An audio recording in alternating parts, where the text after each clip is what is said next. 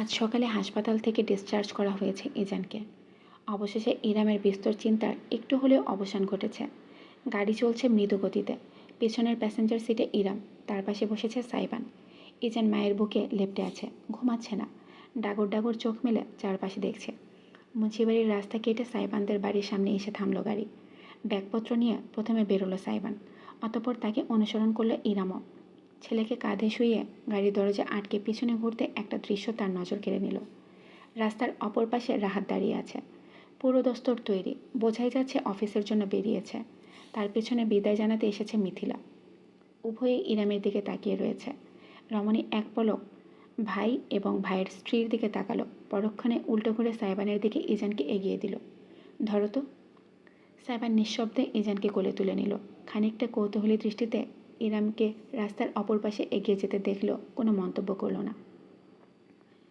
ইরাম রাহাতের কাছে গিয়ে দাঁড়ালো। ভাই দৃষ্টি ফিরিয়ে নিলেও মিথিলা বলে উঠল, বাবু কেমন আছে এখন? ইরাম মৃদু হাসল। আমি এখানে এসে না দাঁড়ালে এই প্রশ্নটাও কি করতে মিথিলা? থতমত খেয়ে গেল মিথিলা, তবে পাল্টা কোনো উত্তর করল না। রাহাত মুখ তুলে ইরামের দিকে চেয়ে বলে উঠল, কি বলতে চাইছো আপু? কিছু বলতে চাইছি না, দেখতে এলাম এ বাড়িতে কেউ মরে টরে গেল নাকি আবার। এছাড়া কোনো যুক্তি খুঁজে পাচ্ছি না। 3 দিন 3 রাত হাসপাতালে একটা মাসুম বাচ্চা ছটফট করে গেল, অথচ মামা মামি হয়েও 1 সেকেন্ড তাকে দেখতে যাওয়ার মতন সুযোগও হলো না কারো। কোনো বড় দুর্ঘটনা না ঘটলে তো এমনটা হওয়ার কথা না। রাহাত দাঁতে দাঁত চেপে বলল, আপু, ইজানের সঙ্গে যা হয়েছে তার জন্য আমরাও দুঃখিত। ইরামের ঠোঁটের হাসিটা আরেকটু বিস্তৃত হলো, কোনো প্রফুল্লতা নয়, অদ্ভুত এক পরিতাপের বিষণ্ণ হাসি। একটা সময় ছিল রাহাত, যখন তোর জ্বর হলে সারা রাত তোর মাথার কাছে বসে আমায় মাথায় জলপট্টি দিতাম। তুই বজ্রপাতে ভয় পেতি, জ্বর হলে বালিশ নিয়ে আমার রুমে এসে বলতি, আপু আজকে আমি তোমার সাথে ঘুমাই। তোকে ভাই কম, নিজের সন্তানের মতো দেখেছি আমি, অথচ তুই আমার সন্তানেরই মান রাখতে পারলি না। এতই বড় মানুষ হয়ে গিয়েছিস আজকাল। রাহাতের মুখটা থমথমে হয়ে গেল। দৃষ্টি ফিরিয়ে নিল সে খানিক অপরাধীর ভঙ্গিতে। মিথিলা খানিকটা কর্কশ গলায় বলে উঠল, আপু, আপনার তো আমাদের কোনো প্রয়োজন নেই এখন আর। বড় ঘরের বউ হয়েছেন, টাকা পয়সার তো কমতি নেই কোনো।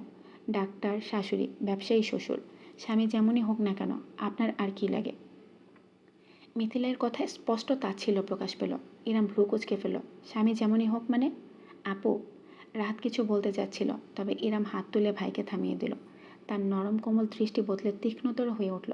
মিথিলার দিকে ধারালো চোখে চেয়ে এসে বলল, হেয়ালি করে কথা বলা পছন্দ করি না আমি। সাহস থাকলে সরাসরি বলো। বলার কি আছে আপু, সবাই তো জানে।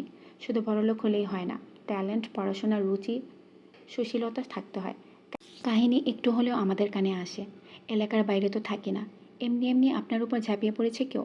এমনিতেই দুধের শিশুটার উপর দিয়ে ঝড় গিয়েছে, কোনো বেয়াদবি করেনি আপনার খালাতো ভাই? শেষ দুটো শব্দে আলাদাই একটা জোর দিল মিথিলা। রাত খপ করে স্ত্রীর হাত ধরে থামাতে ইশারা করলেও সে বেপাত্তা হয়ে বলে গেল, এলাকার মাস্তান কি না? কোথায় কোথায় কী কী করে বেড়ায় দেখুন গিয়ে। ঠিকই বলেছ, কোথায় কোথায় কী কী যেন করে বেড়ায়, শুধু স্ট্যাটাসের বাহানায় কোনোদিন ঘাড় থেকে বোনের বোঝাটা নামাতে পারলো না। মানুষের বিপদ দেখে মুখ ফিরিয়ে হেঁটে যাওয়ার বদলে সেখানে ঝাঁপিয়ে পড়া থেকে নিজেকে রুখতে শিখল না। এসবই তো করে বেড়ায় সারাদিনও। তীর্যক হেসে বলল ইরাম। মিথিলা এবং রাহাত উভয়ে জমে গেল। ইরাম কয়েক পা এগুলো দাঁড়ালো একেবারে মিথিলার মুখোমুখি। মিথিলার চেয়ে সে ইঞ্চি কয়েক লম্বা।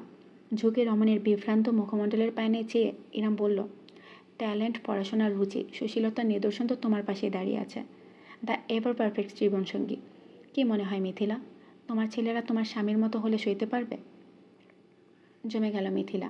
একটা টু শব্দ আর বের করতে পারল না মুখ থেকে। ইরাম পর্যবেক্ষণ করলো তার মুখটা, ক্রোধ প্রকাশ করলো প্রকাশ্যে।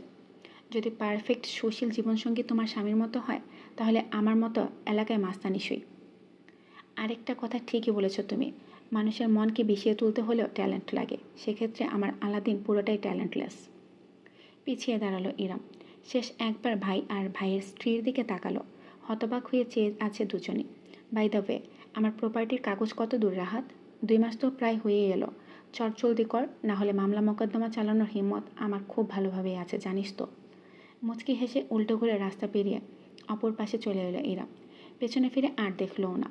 সাইবান লোহার গেটের কাছে ইজানকে নিয়ে দাঁড়িয়ে অপেক্ষা করছিল তার। সে আসতেই বাঁকা হেসে সাইবান বলে উঠল, আপনার হাসিটা পুরো মম যে সিরিয়াল দেখতো সেই সিরিয়ালের কুটনি বেটির মতন। ব্যাপার কি, আপনিও কবে থেকে অন্যের জীবনে ভিলেনগিরি শুরু করলেন? তুমি গুরু, তোমার কাছ থেকেই তো শিখেছি। পাল্টা জবাব দিয়ে ইরাম লম্বা পা ফেলে বাড়ির দিকে এগোলো। খিলখিল করে হেসে ছেলেকে কাঁধের উপর টেনে তুলে সাইবান সাগ্রহে অনুসরণ করলো স্ত্রীকে। গভীর রাত। সাইবান এখনও দুই চোখের পাতা এক করতে পারেনি। সোফায় শুয়ে বারংবার এদিক সেদিক করছে সে। সেই রাতের চিত্রটা সে ভুলতে পারছে না। পুলিশকে বিষয়টা সম্পর্কে জানানো হয়েছে। প্রাথমিক ইনভেস্টিগেশনে ধরা পড়েছে দুটো লাশের একটাও বখতিয়ার না। ইরাম আর ইজানের উপর হওয়া হামলার বিরুদ্ধেও থানায় মামলা দায়ের করেছে সাইবান। সেই ভিত্তিতে খুঁজতে গেলে জানা যায় বখতিয়ার পলাতক। সে কোথায় আছে কেউ জানে না। সম্পূর্ণ কেসটা কেমন যেন ঘোলাটে। ওই দুজন চেলাকে তবে কে খুন করেছে?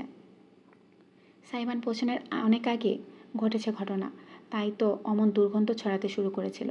ব্যাপারটা ভীষণ ধোঁয়াশে। তার কুলকিনারা আপাতত সে করতে পারছে না, তবে সাইবান এতটুকু ঠিকই বুঝতে পেরেছে ভবিষ্যতে তাকে অনেক সাবধানে চলতে হবে। ভাবনার বিপর সাইবান সোফায় পাশ ফিরে শোয়ার চেষ্টা করলো। রুমের ভেতর অত্যন্ত মৃদু একটা টেবিল ল্যাম্প চলছে। পুরোপুরি অন্ধকার ভালোবাসলেও ইরাম হালকা আলো স্বাচ্ছন্দ্য বোধ করে। আজ সাইবান বিছানায় ঘুমায়নি। যদিও ইরাম তার সঙ্গে মোটামুটি স্বাভাবিক আচরণ করেছে, তবে ভেতরে ভেতরে চাপা ক্ষোভ আছে স্পষ্ট। সেও আর সাইবানকে জোর করেনি। বিছানায় শুধু ইরাম আর ইজান ঘুমিয়েছে। অন্য সময় সাইবান চোখে আই মাস্ক আর কানে তুলো গুজে শুয়ে থাকে, কারণ প্রায় রাতেই অনেকবার কেঁদে ওঠে ইজান।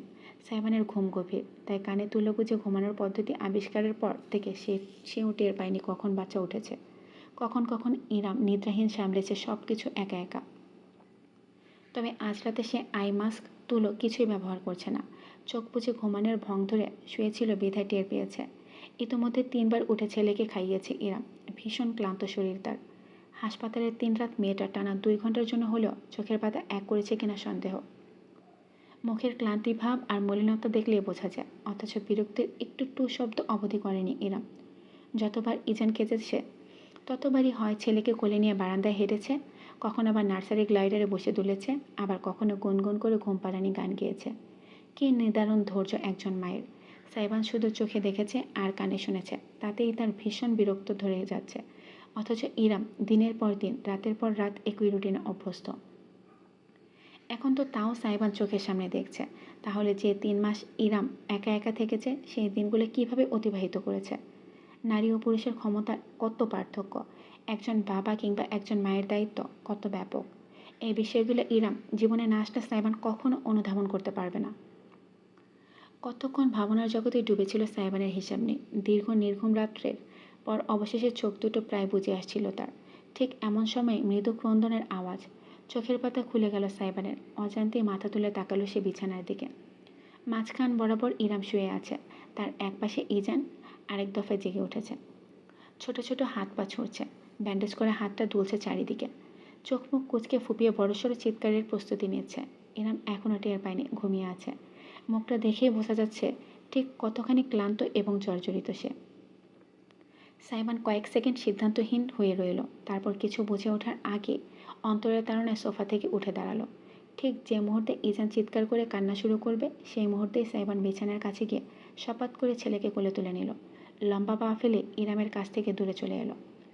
পোটলা, তোর সাইরেনে বিরতি নেই। আম্মু ঘুমালে বাঁশি বাজাতে মনে চায় না? সাইবানের আলতো কথায় কান্না থেকে বিরতি রইল ইজান। ডাগর ডাগর চোখ মেলে ফ্যালফেল করে চেয়ে রইল পিতার দিকে। একবার শান্তিতে ঘুমানো ইরামকে দেখে শেষমেশ রুমের কোনার টেবিলের কাছে গিয়ে দাঁড়ালো সাইবান। অতি সাবধানে ইজানকে সেখানে রাখলো। দেখি দেখি দেখি, হাগুমতো কয় কেজি করেছিস? ইজানের ডায়পার ভিজে উঠেছে। সাইবান কয়েক মুহূর্ত দ্বিধা করলো। শেষমেশ একটা দীর্ঘ প্রশ্বাস টেনে শুকনো কাপড়ের বাস্কেট থেকে ক্লিপ তুলে নিয়ে নিজের নাকে লাগিয়ে নাক বন্ধ করে ফেলল। মুখ দিয়ে প্রশ্বাস টেনে অবশেষে ডায়পারে হাত দিল সে। ছটফট করছে ইজান। এদিকে সাইবান জানে না ডায়পার কিভাবে বদলাতে হয়। থমকে গেল সে। মাথা কাত করে তাকালো পিছনে। ইরামকে ডেকে তুলবে? ধুর, তাহলে এত কাহিনীর প্রয়োজন কী ছিল? ডায়পারের প্যাকেট তুলে ইনস্ট্রাকশন পড়ল সে, তাও কিছু বুঝলো না। শেষমেশ নিজের ফোন হাতে তুলে নিল। ইউটিউবে গিয়ে সার্চ ছিল how to change babies diaper. বেশ কয়েকটা ভিডিও এলো। বিজয়ীর হাসি হেসে সেটা পাশে রেখে সাইবান নাকি সুরে ইজানের সঙ্গে কথা বলতে লাগলো। দেখেছিস বাপ তোর কত চালাক? মামু, সোনার কপাল নিয়ে জন্মেছিস তুই, বুঝেছিস? না হলে আমার মতো একটা বাপ পাওয়া তো বিলাসিতা। ভিডিও দেখে দেখে সাইবান ধীরে ধীরে অদক্ষ হাতে পুরাতন ডাইপার খুলে নতুন ডাইপার পরিয়ে দিল ইজানকে। সম্পূর্ণ সময়টা ছটফট করে গেল ইজান। বাইন মাছের মতো খালি হাত গলে বেরিয়ে যায়। সাইবান শেষমেশ খপ করে তার দুটো হাত মাথার উপর তুলে দিয়ে চেপে ধরে রেখে শাসালো। পটলা, ছটফট করছিস কেন? কিন্তু মামা, তোর আম্মু যদি উঠেছে একদম উল্টে লটকে রাখবো। আমি তোর বাপ হতে পারি, তবে তার আগে তোর আম্মুর ডিয়ার হাজব্যান্ড, বুঝেছিস? আই। বিনিময়ে পা তুলে শটান সাইবানের থুতনিতে হামলা চালালো ইজান।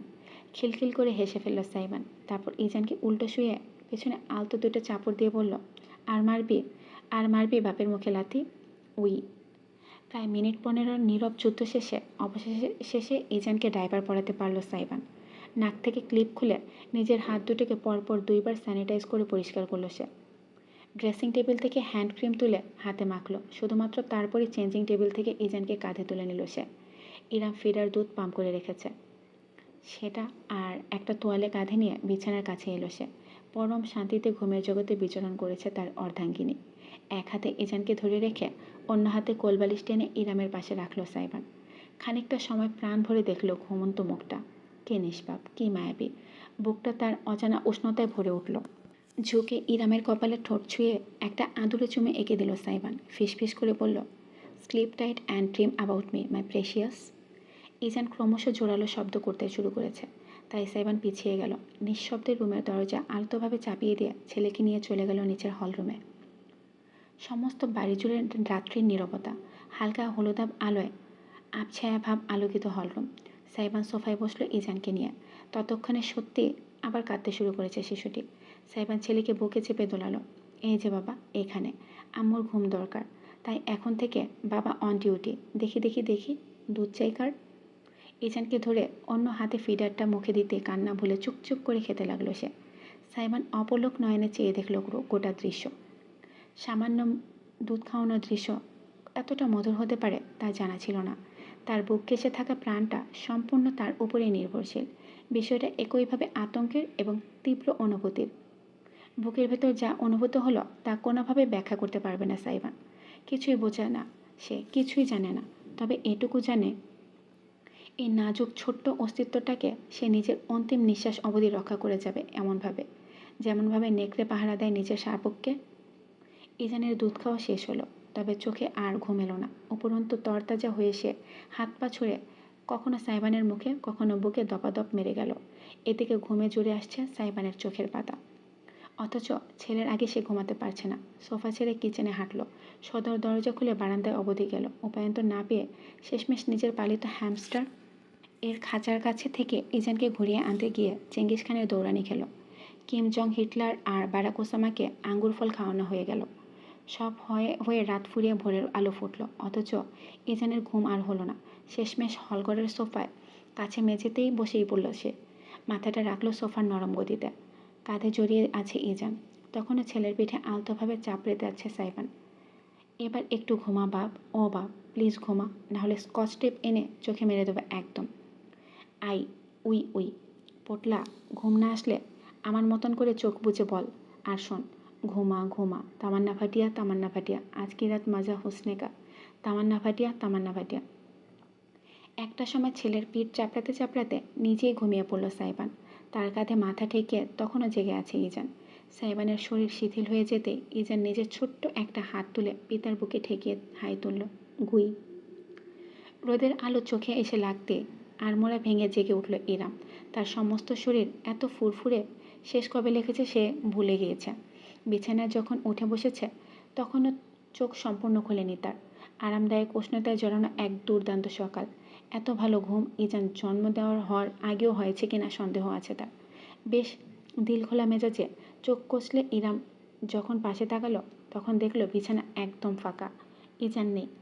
বুকের ভেতরটা তৎক্ষণাৎ মোচড় দিয়ে উঠল তার। সমস্ত আইসিটুকু এক লহমায় উবে গেল। লাফিয়ে বিছানা থেকে নামতে গিয়ে পা ফসকে মেঝেতেই পড়ে গেল সে। তবে হাঁটুতে পাওয়া ব্যথা উপেক্ষা করে হন্য হয়ে আশেপাশে তাকালো। ইজান, কুচুপু, কোথায় তুমি? সেদিনের ঘটনার পর থেকে ইরামের মাতৃহৃদয় আরও সতর্ক হয়ে গিয়েছে।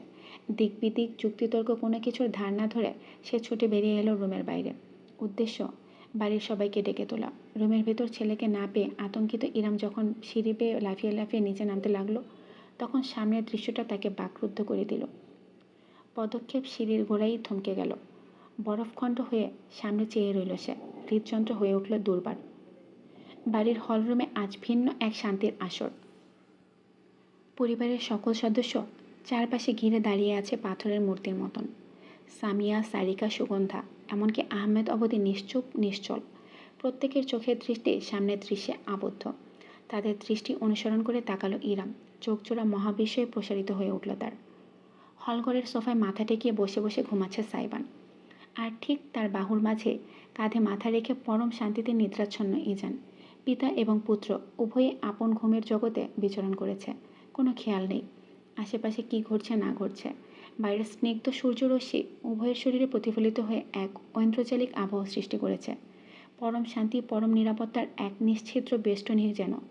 একে অপরের সহায়ক দুটি অস্তিত্ব। কেউই দৃষ্টি ফেরাতে পারছে না নিজেদের। আবেগী দৃশ্যটি আজ বাড়ির প্রত্যেক মানুষকে নিজেদের স্থানে দমিয়ে দিয়েছে। উষ্ণতায় থেমে ফেলেছে তাদের অন্তরসমূহকে। ইরাম ধীর পায়ে নিচে নেমে এলো। খানিকটা সম্মোহিনী কণ্ঠে আলতো আঁচে বলল, আমি ওদের ডেকে দিচ্ছি। তৎক্ষণাৎ প্রতিবাদ জানালেন সামিয়া, না, আমার ছেলে আর তার ছেলে ঘুমাচ্ছে, খবরদার কেউ বিরক্ত করবি না। সকলে অবাক হয়ে গেল। সামিয়া প্রশস্ত হাসি দিয়ে দৃশ্য দেখছেন। হাতের মোবাইল ফোনে বেশ কয়েকটা ছবিও তুলে নিলেন তিনি। অতঃপর জানালেন, আজকে সবাই নাস্তা কিচেনে করব, ওকে? কেউই দ্বিমত করল না। প্রতিদিনকার মতো হলরুমের সাথে লাগোয়া ডাইনিং টেবিলের বদলে আজ সকলের নাস্তার আয়োজন করা হলো কিচেনের টেবিলে। বাড়ির সদস্যরা সকলে হলরুমকে নিঃশব্দ রাখল, শুধুমাত্র যেন বাড়ির ছেলেরা শান্তিতে নিজেদের নিদ্রা জগতে বিচরণ করতে পারে। ফেরেন আহমেদ নিজের রুম থেকে বের হননি। নাস্তাটা তাই আলাদাভাবে করা হয়েছে ইরামের। এখন এক মগ ভর্তি চা নিয়ে সে বসেছে ডাইনিং টেবিলে। ম্যাকবুক খুলে প্রয়োজনীয় কিছু টুকটাক ব্যাপার ঠিক করে রাখবে। কিছু সফটওয়্যার যখন সে ইনস্টল করেছে, তখন নিজের রুম থেকে বেরিয়ে এলো সারিকা। একটা ঢোলা টি শার্ট আর ট্রাউজার পরনে। খুব সম্ভবত আজ চেম্বারে দেরিতে যাচ্ছে সে। ইরামের দিকে এক দফা কৌতূহলী দৃষ্টি নিক্ষেপ করে সে সোজা কিচেনে চলে গেল। তার কিছুক্ষণ বাদে 2 তলার সিঁড়ি বেয়ে নেমে এলো সাইবান। বরাবরের মতোই ট্যাঙ্ক টপ পরে আছে, তবে আজ রং পাল্টে গেছে। সেটা হয়েছে সাদা, সঙ্গে গ্রে সোয়েট প্যান্ট। চুলগুলো উস্কো খুস্কো। ঘুম থেকে উঠে মুখ ধুয়েই চলে এসেছে। চুল আঁচড়ানোর প্রয়োজন বোধ করেনি। হেলে দুলে কিচেনে চলে গেল সাইবান। ইরাম বেশ মনোযোগ দিয়ে নতুন অ্যাপসে খোলায় নিজের প্রোফাইলটা সাজাচ্ছিল। ঠিক তখনই কিচেন থেকে ধরাম করে একটা ভয়ানক শব্দ ভেসে এলো। পুরো বাড়ি কেঁপে উঠল বুঝি। চেয়ারে লাফিয়ে উঠল ইরাম। ঝট করে পেছনে ফিরে তাকালো দেখার জন্য। You ছুকলি ছোচা, Sai, walk walk. প্রথমে ইরাম বুঝতে পারল না কি হয়েছে। সেকেন্ডের মাথায় ডাইনিং টেবিলের উপর ঠাস করে রীতিমতে উড়ে এসে পড়ল সারিকা। অদূর থেকে তার উপর পশুর মতন ঝাঁপালো সাইবান। এসে এসে খপ করে সারিকার গলা চেপে ধরে এমনভাবে ঝাঁকাতে লাগলো যেন মানুষ নয়, গাছের ডাল ধরে চলছে। বের কর, আমার ডিম বের কর এক্ষুনি। তোর ডিম তোর পেটে থাকবে, খপ, হাতিয়ে দেখ। সারিকার দুর্বলতার কোনো লক্ষণ তো দেখাচ্ছেই না, বরং ভাইকে খেপে ভীষণ বিনোদন পাচ্ছে বলে মনে হচ্ছে। তার জবাব শুনে দ্বিগুণ খেপে গেল সাইবান। সারিকাকে ধরে একেবারে পুতুলের মতন তুলে হলঘরের সোফায় ওপর আঁচড়ে ফেলে দিল। কোকিয়ে উঠে কোমর চেপে ধরে সারিকা অট্টহাসি হাসতে লাগলো। ইরাম চিন্তিত হয়ে দ্রুত জিজ্ঞেস করলো, আরে ব্যথা পাবে তো? কি হয়েছে আলাদিন? কি হয়েছে? এই বেটি আমার ডিম খেয়ে ফেলেছে। তুমি ডিম পারো কবে থেকে? ইরামের আহাম্মকি প্রশ্নে সাইবান চোখ শুরু করে এমন ভঙ্গিতে ঘুরে তাকালো যে না চাইতো এক দফা শয়তানি হাসি গোপন করতে হলো রমণীকে। সাইবান গুরুগম্ভীর গলায় বলল, আরে আমার জন্য সিদ্ধ করা ডিম খেয়ে ফেলেছে ছোচাটা। এখন আমি খাবো কি? আমার ডায়েট নষ্ট হয়ে যাবে। আশ্চর্য ব্যাপার, আমি তো শুধু একটাই খেয়েছি, বাকি দুটো গান্ডে পিন্ডে গিয়ে গেল না। সারিকা বলতেই প্রতিবাদ করে উঠল সাইবান। ইস, মামার বাড়ির আবদার, আমার 3টি ডিমই লাগবে। জিমে গিয়ে দেখ একবার কত কষ্ট, তারপর জ্ঞান দিতে আসিস। ইউনো হোয়াট, ডিম বের কর, এক্ষুনি বের করবি তুই আমার ডিম। দে আমার ডিম দে, ছোচা ছেড়ি।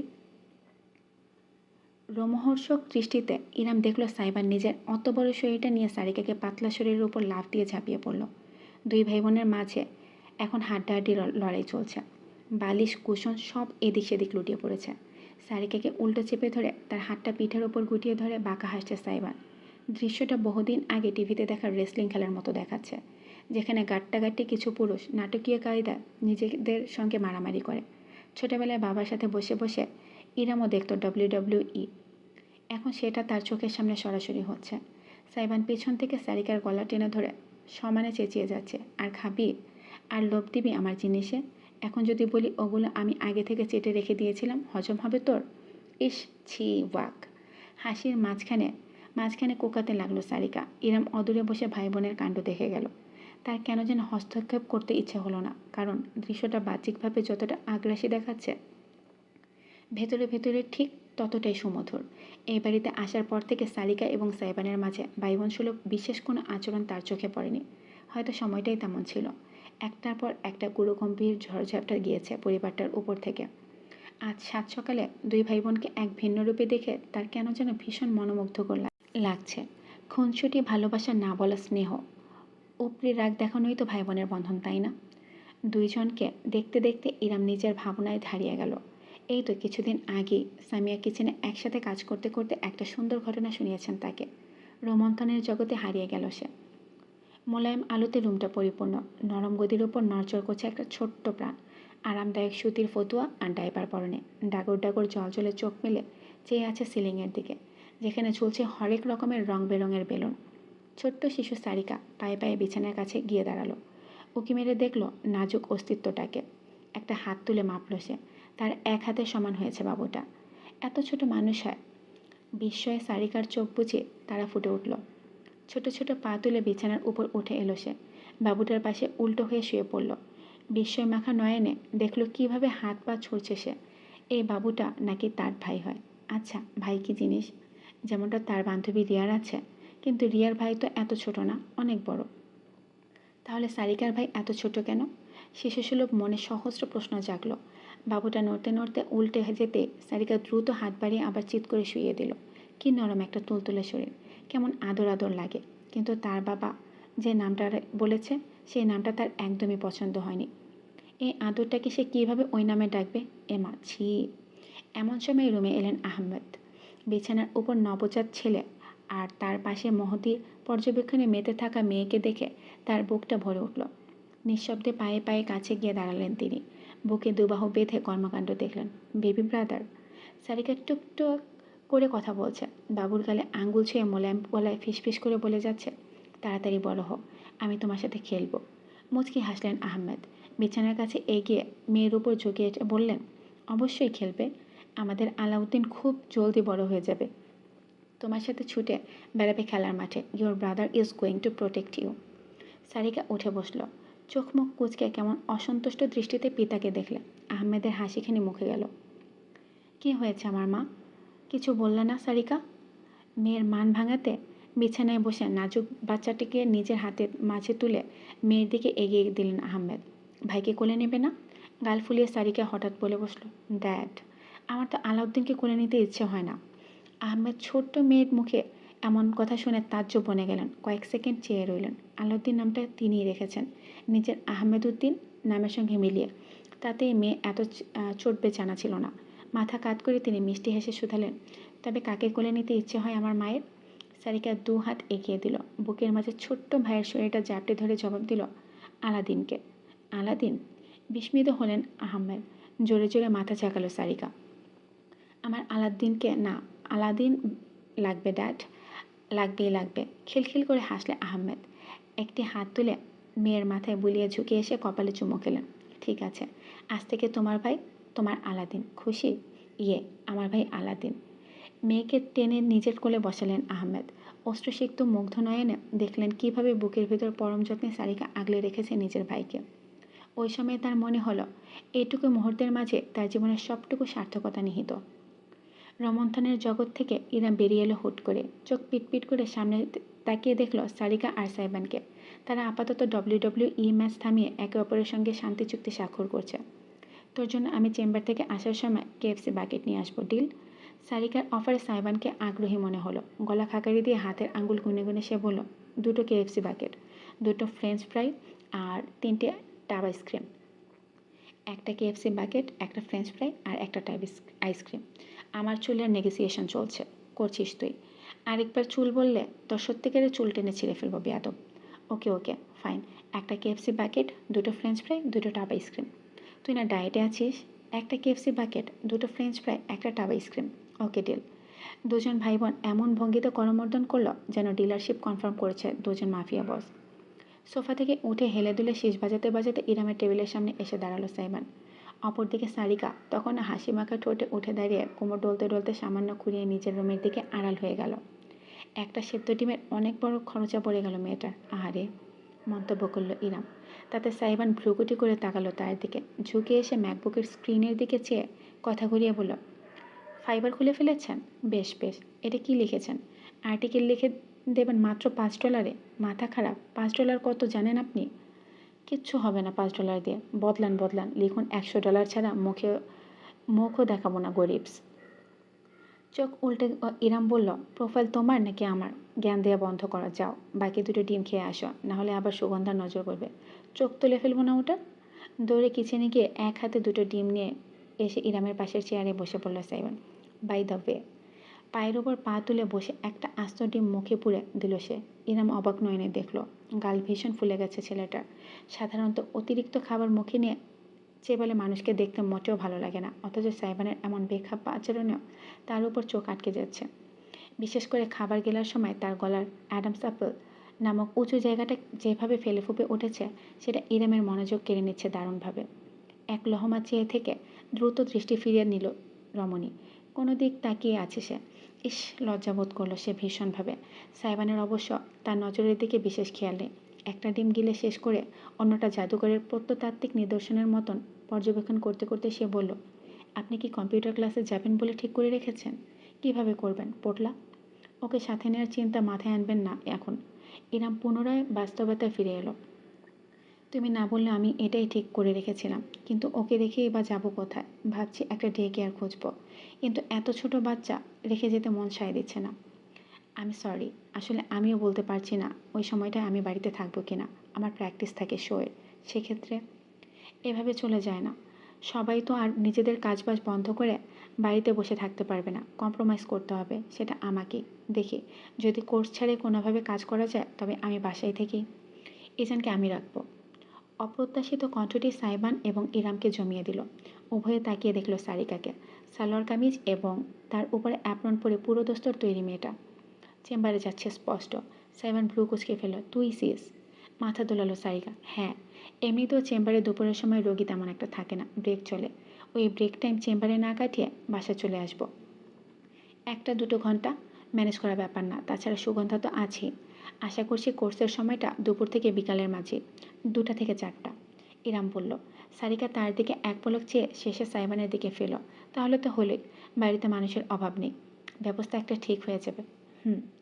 ভাবুক ভঙ্গিতে বলে আরেকটা ডিম মুখে পুরে দিল সাইবান। সারিকা দাঁড়িয়ে নেই, হনহন করে হেঁটে সে চলে গেল বাড়ির বাইরে। ইরাম মেয়েটার চলার পথে তাকিয়ে মনে মনে ভাবল, ফিরে এলে একা কোনো সময়ে তাকে ধন্যবাদ জানানো হবে। এমনিতেও আগের একটা ধন্যবাদ মেয়েটার প্রাপ্য। একটা কথা জিজ্ঞেস করি? ইরামের প্রশ্নে সাইবান মুখ তুলে মাথা হেলালো। রমণী প্রশ্ন করল, সারিকার কি অ্যারেঞ্জ ম্যারেজ? সাইবান খানিকটা সময় চুপ করে রইল। ইরাম বেশ মনোযোগ দিয়ে তার চেহারাটা দেখল। বিয়ের দিন কিচেনে দেখা দৃশ্যটা ইরাম যেমন আজও বলেনি, তেমন কারো কাছে খোলাসাও করেনি। অনুরাগ এবং সারিকা উভয়ের মাঝে আগে থেকে সম্পর্ক ছিল স্পষ্ট। সাইবান কি নিজের বেস্ট ফ্রেন্ড আর বোনের মাঝকার রহস্যময় সম্পর্কের কথা জানে না? বুঝতে পারল না সে অভিব্যক্তি দেখে। সাইবান চেয়ারে হেলান দিয়ে উত্তর করল, হ্যাঁ, মিসের দুলাভাইয়ের মায়ের স্কুল ক্লাসমেট ছিল মম। সেখান থেকে কথাবার্তা। হঠাৎ এই প্রশ্ন? না, এমনি। দ্রুত মুখ ফিরিয়ে ম্যাকবুকে মনোযোগ দিল, যেন জবাব দিতে না হয়। তাই চায়ের মগটা তুলে দিয়ে লম্বা একটা চুমুক দিয়ে নামিয়ে রাখলো। সাইবান মুখ ঘুরিয়ে তাকে দেখলো, তারপর মগটাকে। চা? মগটা নিজের হাতে তুলে নিল সাইবান। ঘুরিয়ে ফিরিয়ে দেখে বলল, কোনখানে চুমুক দিয়েছেন? প্রশ্নটা ইরামকে অবাক করলো। এটা জিজ্ঞেস করছে কেন হঠাৎ ছেলেটা? খেতে চায় নাকি? ইরাম আঙ্গুল তুলে দেখিয়ে দিল। তার ঠোঁটে দেওয়া লিপ জেলের কারণে অতি হালকা একটা ছাপ পড়ে গিয়েছে এখানে। ইরাম ভাবলো বোধহয় সাইবান সে যেখানে চুমুক দিয়েছে সেই জায়গাটা এড়িয়ে যেতে চাইছে, তাই জিজ্ঞেস করেছে। অথচ তাকে হতবাক করে দিয়ে সাইবান তীর্যক হেসে বলে উঠল, ওকে থ্যাঙ্কস। চুমুক দিল সাইবান, ঠিক যেখানে ইরাম ঠোঁট বসিয়েছে একদম সেই স্থানের উপর। লিপ জেলের হালকা ছাপ লেপটে গেল সাইবানের ঠোঁটে। প্রসারিত দৃষ্টি মেলে দেখল ইরাম। এক মুহূর্তের জন্য ইচ্ছে হলো মগটা সাইবানের হাত থেকে ছিনিয়ে নেয়, অথচ একটুও নড়তে পারল না। বেশ লম্বা এক চুমুকে চা পান করে অবশেষে মগটা নামিয়ে রাখলো সাইবান। সঙ্গে সঙ্গে জিভ বের করে নিজের ঠোঁটে চেটে নিতে নিতে বলল, চা এত সুস্বাদু হয়, আগে জানতাম না। বুকের ভেতরটা ধক করে উঠল ইরামের। সাইবান ঝুঁকে এসে সরাসরি তার ঠোঁটের দিকে চেয়ে বলল, can I have one more sweet lips? I mean tea please. তৎক্ষণাৎ মুখ ঘুরিয়ে ফেলল ইরাম। 2 কান বেয়ে আগুন বেরোচ্ছে তার। ম্যাকবুকের কিবোর্ডের উপর বেশ শব্দ করে ঝড়ো গতিতে টাইপিং করতে করতে খড়খড়ে গলায় বলল, সুগন্ধাকে বলো বানিয়ে দিতে। চেয়ার ঠেলে অযথাই দুলতে দুলতে বিস্তর শয়তানি হাসি মেখে ইরামের উজ্জ্বল শ্যামলা মুখবর্ণে লালচে ছাপ প্রাণ ভরে দেখে গেল সাইবান। পরদিন সন্ধ্যাবেলা সাইবান কিছুক্ষণ আগে বাইরে থেকে ফিরেছে। সারাদিন সে প্র্যাকটিসের জন্য বাইরে থেকেছে। পরে জিম, আর জিম থেকে থানায় গিয়েছিল খবর নিতে। কোনো অগ্রগতির কথা জানা হয়নি। বিষয়টা বাড়িতে কাউকে আপাতত বলেনি সে। রুমে চলে গিয়েছে ফ্রেশ হতে। আজ সামিয়া, সারিকা, এমনকি আহমেদও বাড়িতে আছেন। পরিবারটির ওপর দিয়ে গত কয়েকদিনে যত ঝড় গিয়েছে তার জন্য ইরামের খারাপ লাগছে। সন্ধ্যা হতে না হতে সে কিচেনে হাজির হয়েছে। আজ বিশেষ নাস্তা তৈরি করার সিদ্ধান্ত নিয়েছে সে সবার জন্য। গরম গরম সিঙ্গারা, সাথে মাংসের ডুবো ডুবো হালিম। বড় কড়াইয়ে ইতিমধ্যে টকবক করে হালিম ফুটছে। ইরামের বিকালে বানিয়ে রাখা সিঙ্গারা গরম তেলে ভেজে নিচ্ছে সুগন্ধা। অন্য স্টোভে কেতলিতে পানি বসিয়েছে ইরাম। ইজানকে কিছুক্ষণ আগেই খাইয়ে ঘুম পাড়িয়ে রেখে এসেছে, তাই বিশেষ চিন্তা নেই এখন। আজ বাড়ির বারান্দায় ছোটোখাটো একটা গল্পের আসর জমেছে। সামিয়া এবং আহমেদ একে অপরের সঙ্গে তেমন না মিশলেও সারিকাই সকলকে মাতিয়ে রেখেছে। তাছাড়া কিছুক্ষণ আগে মিসিরও এসে পৌঁছেছে। সে মূলত সারিকাকে দেখতে এসেছিল। ইরাম অনুরোধ করে আজকে রাতের জন্য থাকতে বলেছে। সেই অনুরোধ ফেলেনি সাইবানের দুলাভাই। কিছুক্ষণ বাদে গোসল ছেড়ে সাইবানও যোগ দিল। ইরাম এবং সুগন্ধা নাস্তার প্লেট সাজিয়ে নিয়ে গেল। পরিবেশন করে দিল সবাইকে। ঠিক এমন সময় বাড়ির লোহার গেটের সামনে এসে থামল একটা গাড়ি। দারোয়ান গেট খুলতে একজোড়া বয়স্ক দম্পতিকে দেখা গেল, সঙ্গে একজন ফিনফিনে শরীরের লম্বা লোক। লোকটার 2 হাতে ধরা প্যাকেট। ওগুলো যে মিষ্টি এবং ফলমূল তাতে কোনো সন্দেহ নেই। ইরাম তাদের চিনতে পারল না। সবার আগে সাইবানি উঠে গেল। আঙ্কেল, আন্টি, আপনারা আসুন আসুন প্লিজ। জিনিসপত্র বয়ে নিয়ে আসা লোকটার হাত থেকে কিছু জিনিস সাইবার নিজের হাতে তুলে নিল। সুগন্ধাও এগিয়ে গেল সাহায্যে। বারান্দায় উঠে আসতে আসতে নরম গলায় সাইবান শুধালো, তিতলি আসেনি? ওই বাচ্চারা কি আর ঘরে আটকে থাকে? একটা ফ্যাশন শো আছে আজ, সেখানে ডিজাইনার আর অর্গানাইজার ওখানেই ব্যস্ত। উত্তর করলেন মিসেস চৌধুরী। সামিয়া উঠে দাঁড়ালেন, অতিথিদের আমন্ত্রণ জানালেন। চেয়ার নিয়ে এসে বসার ব্যবস্থা করে দিল সুগন্ধা। সামিয়া বললেন, বসুন বসুন, কী সৌভাগ্য, কতদিন পর দেখা আপনাদের সাথে। সেই 3 বছর আগে তিতলির জন্মদিন পার্টিতে শেষ দেখা হয়েছে। আপনি তো ওই তল্লাটে এখন আর পাই রাখেন না মিসেস মুন্সি। ছেলের সঙ্গে মাঝে মাঝে যাতায়াত করলে কি এমন ক্ষতি হয়? মিস্টার চৌধুরী বললেন এবার। ইরাম অদূরে দাঁড়িয়ে দেখল, এরা তাহলে ওই তিতলি নামের মেয়েটার বাবা মা। সাইবানদের পরিবারের সঙ্গে ভালোই সম্পর্ক দেখা যাচ্ছে। তবে এত মিষ্টি ফলমূল নাস্তার বহর নিয়ে হাজির হয়েছেন কেন? অতিথির বাড়িতে মিষ্টান্ন নেওয়ার একটা সীমা আছে। ইরাম আর চোখে দেখল, কম করে হলো 10 কি 12 কেজি মিষ্টি আছে, তাও বিভিন্ন ধরনের। এমন ঐতিহ্য কেবল বিয়ে আর শ্বশুরবাড়ির কিংবা কুটুম বাড়িতে গেলে দেখা যায়। তবে বিষয়টা ভ্রুক্ষেপ না করার সিদ্ধান্ত নিল সে। মেহমান এসেছে বাড়িতে, বাড়ির বউ হিসেবে আপ্যায়ন করা জরুরি। তাই সে সুগন্ধার সাথে ভেতরে চলে গেল। বাটিতে নাস্তা সাজিয়ে মিনিট 20 পরে ট্রে হাতে যখন ইরাম আর সুগন্ধা ফিরে এলো, তখন গল্পের আসর জমে উঠেছে। মিস্টার চৌধুরী আহমেদের উড়ো চাপড়ে বলেছেন, তবে যাই বলুন না কেন আহমেদ সাহেব, ছেলে একটা তৈরি করেছেন, বাঘের বাচ্চা। আপনার এই ছেলেটার প্রতি যত কৃতজ্ঞতা প্রকাশই করি না কেন কম হয়ে যাবে। আমাদের মেয়েটাকে সকল বিপদ আপদ থেকে ছায়ার মতো আগলে রাখে। সাইবানের মাথায় হাত বুলিয়ে হেসে বললেন মিসেস চৌধুরী। ইরামের কেমন যেন খটকা লাগলো, তবে সেটা সে প্রকাশ করল না। ঠান্ডা দৃষ্টিতে ঝুঁকে নাস্তা এবং চায়ের কাপ সাজিয়ে দিল। মিসেস চৌধুরী তাকে দেখলেন। নতুন মুখ লক্ষ্য করে তিনি কিছু জিজ্ঞেসও করতে যাচ্ছিলেন, তবে তার আগে মিস্টার চৌধুরী বলতে শুরু করলেন, দেখুন আহমেদ সাহেব, ভনিতা পছন্দ না আমার, সরাসরি বলছি। এসব কথা যত স্পষ্ট থাকা যায় ততই মঙ্গল, বুঝছেন? কিসব কথা? প্রশ্ন করলেন আহমেদ। তিনিও দ্বিধান্বিত, বুঝতে পারছেন না কোথায় ইঙ্গিত করা হচ্ছে। মিসেস চৌধুরী জানালেন, সেদিন কিছু না চিন্তা করে, কোনো পরোয়া না করে যেভাবে আমাদের পরিবারকে সাইবান আগলে গেল, সেটা প্রশংসার দাবিদার। আপনাদের ছেলের যতই তারিফই করি না কেন অনেক কম হয়ে যাবে। বাড়ির প্রত্যেক সদস্যের মুখে ক্রমশ দ্বিধা ফুটে উঠতে লাগলো। সেই দ্বিধা দেখে অবশেষে মিস্টার চৌধুরী আসল উদ্দেশ্যটা প্রকাশ করলেন। আহমেদের একটা হাত ধরে বলেন, মেয়ের বাবা হিসেবে আগে বলা যদিও অদ্ভুত, তাও বলছিলাম, আপনাদের ছেলেটা যদি আমাদের বাড়ির জামাই হয় তাহলে আমরা অত্যন্ত আনন্দিত হব। আমাদের পরিবারের বন্ধনটা শুধু বন্ধুত্ব সীমাবদ্ধ না থেকে কুটুমবাড়ি হয়ে দাঁড়ালে খুশির কোনো সীমানা থাকবে না। কি বলেন বিআই সাহেব? বাড়ির প্রত্যেকটা মানুষ স্তব্ধ হয়ে গেল। কিছু বুঝে ওঠার আগে প্রত্যেক জোড়া দৃষ্টি গিয়ে স্থাপিত হলো এক পাশে বরফের মতন দাঁড়িয়ে থাকা ইরামের দিকে, যার চোখে এই মুহূর্তে শুধুমাত্র শীতলতা ছাড়া আর কিছুই অবশিষ্ট নেই।